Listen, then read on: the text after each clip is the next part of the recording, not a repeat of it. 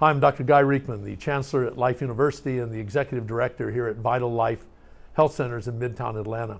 I'm here with my good friend, Dr. J.C. Smith, one of the finest authors in the chiropractic profession.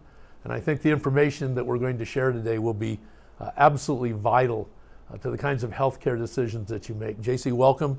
I'd like to just start off by asking you to do a little bit of background about how you became an author in chiropractic and such a prolific author at that. Well, I graduated from Berkeley in the 60s, and I encountered a lot of issues there that history's recorded.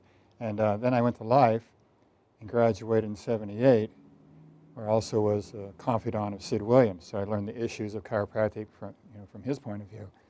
But when I got into practice, I realized that our history was relatively unknown by not only our profession, but of course by society. And I mean our history isn't so much, DD, BJ, and that sort of thing, but the political history, the sociology of chiropractic. People just don't know what to think about us, and what they do think is the medical propaganda that they've learned through the last 100 years. And that's what you in the movie business call the backstory. Right. People do not know our backstory. And let me define it, whereas, say, Gone with the Wind, the love affair between Rhett Butler and Scarlett, right. But the backstory is the Civil War. In our story, when you say chiropractic, that's the cue, and the reaction is chiropractic's an unscientific cult, it's dangerous, and stay away, and do drug shots and surgery instead. Well, that's not our backstory. Our backstory is the Flexner Report, Morris Fishbein, the medical Mussolini, the medical propagandists like Ann Landers and such that have come out. That's who's created the concept of chiropractic, the backstory, that most people think about when they think of us.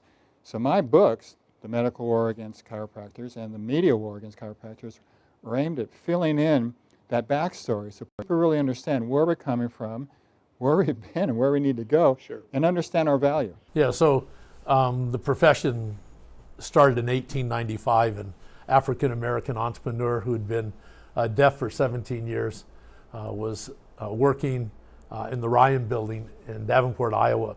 And Dr. Palmer, who was practicing as a magnetic healer at the time, and you have to understand the backstory of healthcare in 1895 at the turn of that century. It was kind of the .com of the time. Everybody was experimenting with healthcare. We knew very little about the human body. We didn't even know, for example, in 1895 that the nerve system controls how the body runs and functions. There were a lot of different theories on that. So Palmer was sort of in the mainstream of innovative research, if you will, on trying to understand the body, healthcare. And this African-American entrepreneur, Harvey Lillard, came in and Palmer asked him if he'd ever damaged his ears, a logical question.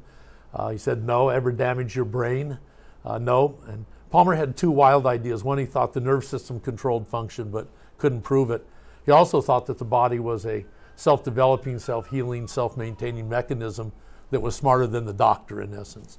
And he concluded that there must be some interference between his brain and his ear, since his brain and his ear had never been damaged, and found a vertebra out of place in the lower part of his spine, and put the vertebra back in position with his hands, and Lillard got his hearing back and had normal hearing for the rest of his lifetime. So the profession started there, but then the war started against chiropractic. So just sort of been highlighting, without getting into the Flexner Report and the Wilkes case. We'll get into those things as we go along, but can you just kind of give a background of the environment at the time as we came through the turn of the century, the early 1900s, mid 1900s, and where we are today?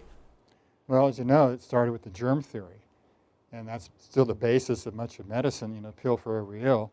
But there were actually innovative MDs at the turn of the century who also were investigating the role of neurophysiology.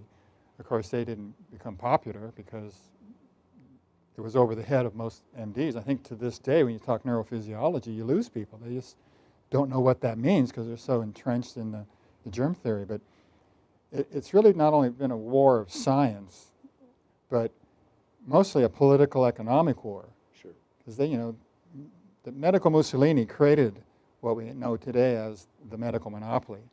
And the way he did it in 1930, he jumped into bed with Big Tobacco. And the medical Mussolini was? Morris Fishbein. Morris Fishbein, who was? The executive head of the AMA from 1924 to 1949. For 25 years, he was the Roger Ailes of the AMA, the evil genius behind them. And he owned Capitol Hill, prolific writer, over 20 books. He was syndicated in over 800 newspapers around the country. He was the voice and the face of the AMA. But he also hated everybody who wasn't an MD. So we got castigated and branded as an unscientific cult by him, and that it just kept going until the 60s. The Committee on Quackery was developed. By then he was gone, and they continued with this war against chiropractic that led to the Wilk trial, the antitrust case. And so you were commenting that they got in bed with tobacco, which is always amazing for people today. But I remember when I was growing up, you'd go through town and you'd see billboards with doctors smoking cigarettes saying that doctors prefer Marlboros or whatever the case might be. For 86 till 1986, so for 56 years, they were in bed together.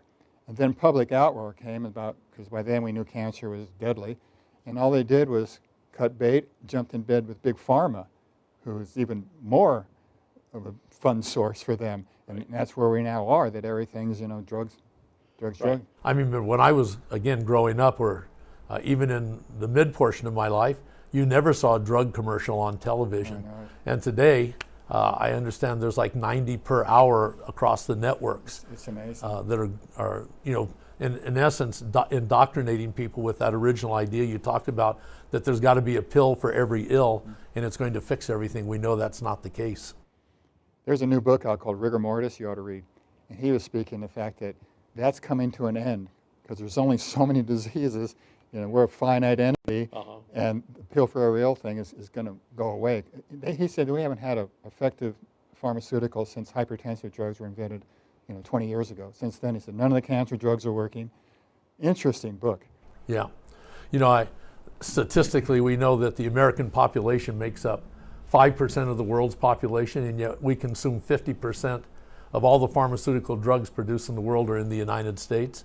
And our healthcare system is 3 times more expensive per person than any other healthcare system in the world, which we'll get into later, talking about Obamacare and some of these things.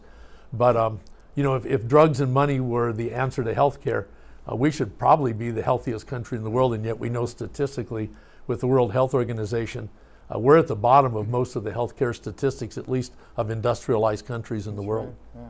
We also consume 90% of the opioids in the world. Right, so let's talk about that a little bit, because that's one of the, I hate to call it popular, but it's one of the more recent crises. We think these crises have been going along for a long time, but every now and then one of them gets very public, and the opioid one, if you had to trace back, I notice on television the shift has been away from prescriptive drugs, opioids, to now the extreme end of it, which is heroin and fentanyl.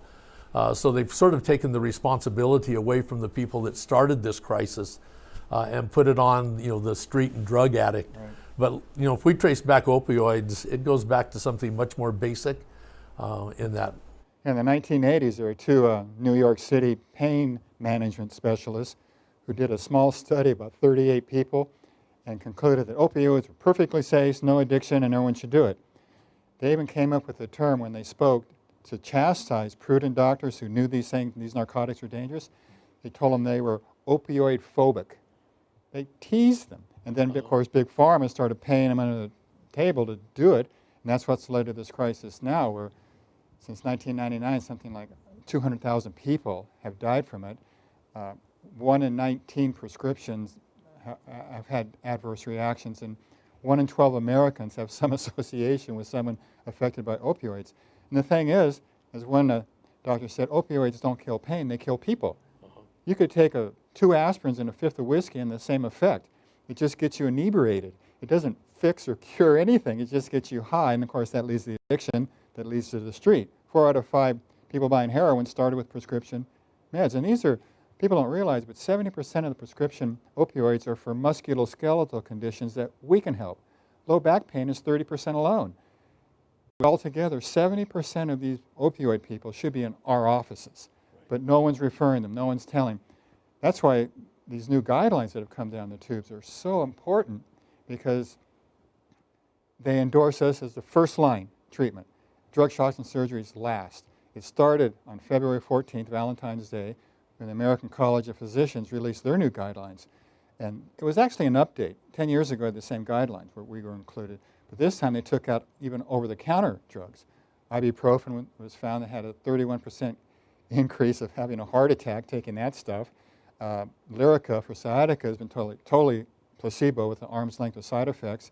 So they eliminated all the OTC drugs. Yet nobody's been told that. It went through the news one day, never to be heard again. And other guidelines have come down the tubes. The JAMA, Journal of AMA, came out with their guidelines about a month later. Again, we're at the top of the list, because they know they want to get away from drug shots and surgeries. But it's not being brought up in the media to say, oh, by the way, those damn chiropractors are right all along. Go see them as your primary spine care providers. Right. People are still going to MDs who admittedly know nothing. Even Dr. Siegel on his Fox TV interview, he admitted that they only have 9 hours of education on back, as he called it. 9 hours, yet they present themselves to the public as we're experts, do as I say, and don't go to a chiropractor. I think they should get sued myself for fraudulent advice and lack of informed consent. Sure. Hopefully to come to that. I think it's safe to say that always a conservative approach where you're relying on the body to repair and heal itself should always be the first line of defense. And then you get into more radical types of intervention, of course, which then have side effects. And of course, the ones that are the most dangerous are drugs, radiation, surgery. So we've always said chiropractic first, drugs and surgery second. And I think that based on some of the things we've talked about, that's absolutely accurate.